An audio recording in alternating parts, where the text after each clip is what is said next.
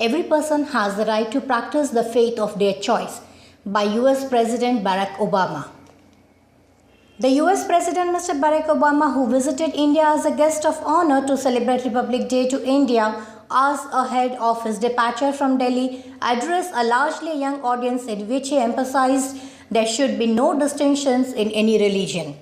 He also read aloud the article from Indian Constitution's Article number 25, which says that all people are equally entitled to freedom of conscience and the right freely to profess, practice and propagate religion. He further added, in both our countries, in all countries, upholding this fundamental freedom is the responsibility of government, but it's also the responsibility of every person. He further drive home his point about religious tolerance in India. Obama mentioned the recognitions achieved by people like Shah Rukh Khan, Mika Singh and Mary Kom from minority communities in India. He had titled his speech as India and America, the future we can build together.